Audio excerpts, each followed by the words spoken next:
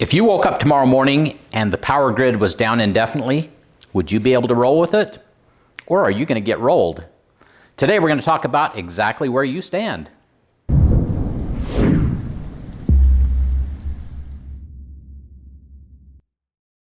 Hey Provident Preppers, I'm Jonathan. And I'm Kylene. One of the questions that we get all the time is, how prepared should I be? And that's kind of like saying, how tall should a building be?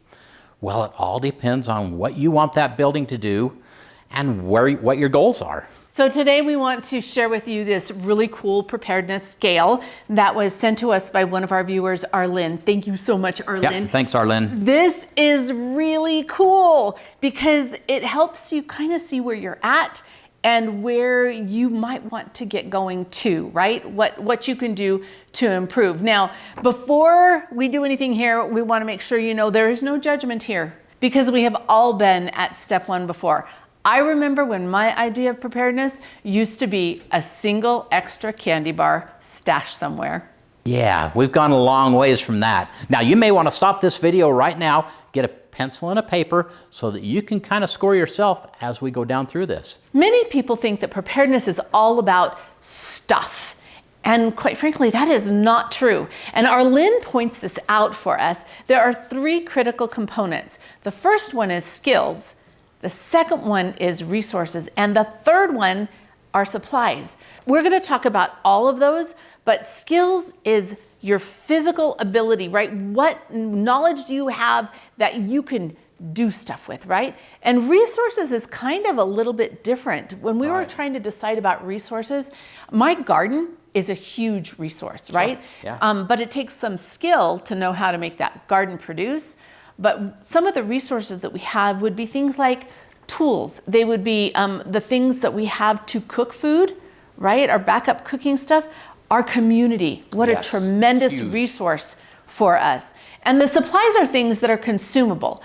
Say your Vesta cooker would be a resource, but the fuel that you use in that cooker would, because it's consumable, would be a supply. Your food storage would be a supply. Definitely a supply. Does that make sense? So you need skills plus resources plus supplies for your whole preparedness picture. Right. And then we have a scale of 1 to 10 that shows exactly how prepared, well, not exactly, but pretty much how prepared you are. So Alin, great scale. Thank you so much for letting us use this. So number 1 is unprepared. So your skills, pretty much non-existent. Yeah. Your resources don't exist. About the same. And you might be able to make it to breakfast when it comes to supplies. That's unprepared. Remember, there we go. No judgment because this is a journey. We're going to get somewhere. Number 2 is insufficiently prepared. So you've got a little bit of training, you've got a few basic resources, but really no plan to use those resources. You know, maybe you've got a day's worth of food. And then number 3 is slightly prepared. So you've got some self-training. You've watched some YouTube videos or read some books, which are all great. But when it comes to the impact, surviving short term, you know, it's going to be really tough. And you might have 3 days worth of supplies. Number 4 is somewhat prepared. So you do have some formal training. Maybe you took a CERT class or a Red Cross class. That fits in your skills category. Resources, you have a few resources, but they're untested. You've got them in place, but you really haven't checked them out to make sure it's going to work. And you have a week's supply of food. Number 1 through 4 is what Arlene calls minimum capabilities. This is a place where it's a starting point, but we really need to improve. So number 5 through 7 are intermediate, and that's where a lot of us fall, is in these intermediate capabilities. Number 5 is modest preparations. You've got some skills, but pretty much you're unpracticed. Your resources are untested, and it would take a great deal of effort for you to be able to survive, but you probably have 1 month worth of food or supplies that you could draw on. And let's move on to level 6. You're partly prepared. You've tested your skills in the last 6 months. Resources, they are tested, and you could probably survive with some, modest effort. And you have a 3-month supply of food. So we're making progress here. If you click the card in the corner, it will take you to a playlist where we went for 90 days just living on our food storage and what we could grow in our garden. And let me tell you, that was a challenge, and we were able to do it. We developed a lot of confidence by doing that, but that was in that intermediate prepping category. And we did good. We survived it, we did really and we well, learned actually. so much. Yeah. Now, number 7 is reasonably prepared.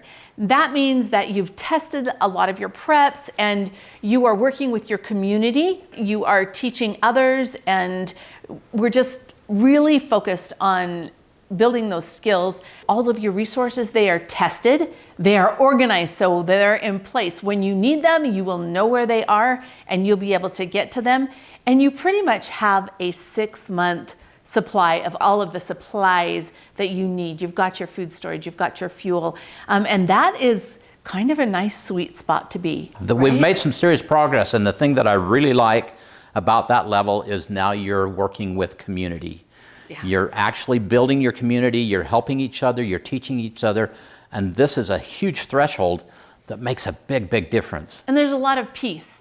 If something happens and I know that my family is okay for 6 months, I have enough toilet paper, right? We're not gonna go hungry. That buys me a lot of time to take care of whatever I need to take care of so that things can change and we can be okay. All right, now let's talk about what Arlene calls the extended capabilities. So we've moved from 7 to 8, which means we are well prepared. We've tested and refined our skills, and we're teaching others. Again, we're talking about community here, helping each other, and we're continuing to train ourselves. We're learning new skills, we're developing those skills even better than they have been. Our resources are tested and refined, they're organized, and we could live for an extended period of time with a very minor inconvenience. So that's a big level up. And you have a year's worth of supplies. To me, it's at this stage where it changes from being like a hobby to a lifestyle. Now, if we move into number 9, you are very well prepared. You have expert skills, you teach, you're learning multiple new categories all the time when it comes to your skills. You've got your communication, you've got all your survival skills, and all of your resources, they are well tested. You've got redundancy in there. You just don't have one, but you've always got a backup and a backup for your backup. They're in place, they're organized, you are just on top of things, and you may have a 2-year supply of all of the consumables that you would need. So for a 2-year period of time, you could get by without any external input into your little world. So whoever you're taking care of, you guys would be really good, really well off. Okay, and level 10. This is fully prepared. Now, I don't know how often people actually get there because it can just go on, but somewhere in there you decide, this is where I want to be. This is not a bad place to be. This is a great place to be, but it takes considerable effort to get there. But at this point, you're an expert on all kinds of skills. You're helping to train others. You're still learning advanced skills. So you're in a great place as far as the skills go. Your resources are tested, they're redundant, they're organized, and you could live very, very comfortably for an extended period of time. And you've got 5 years of supplies.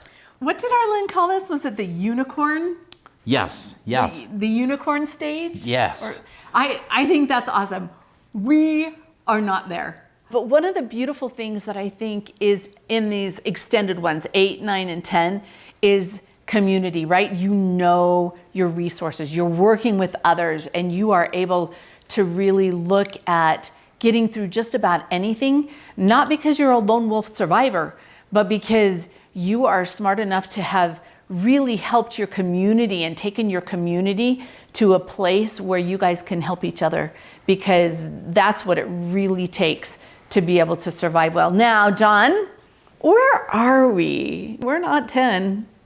No. We're not 9. I don't think so. Okay, wait, but in some areas, like the skills, we may be better off than we are in the supplies or in the resources, because as far as resources go, because we're growing so much of our own food and, we've got the tools that we need to be able to survive, I think we're further, we've got a higher category in resources than we actually do in supplies. And I think that's a great point. And it's probably going to be the same for each of you. You may be in different levels depending on which category. You might have a lot of skills, but not as many resources and not as many supplies, or, you know, whatever combination. So you kind of have to play with that a little bit. And of course, this isn't exact, but it gives you a good feel of where you are, and most importantly, a roadmap for, okay, where do we want to be and how do we get there? And remembering that it's not just supplies, it's about the skills and the resources. Resources, again, meaning what tools do you have, right? The things like, do I have something to be able to cook my food? My community. Like, okay, just last night, we had a neighbor who brought me over raw milk so that I could make yogurt. He is definitely one of my resources. We let him freeze dry milk in our freeze dryer, and we did this little exchange thing, which is fabulous. That is a resource that I couldn't have just in my supplies because I don't have a cow. And so working on building those resources, I think is a beautiful thing. Now for the question of the day, the big question. What level are you at? And what are you going to do this week so that you can move up a level? Drop them in the comments. And thanks for being part of the solution.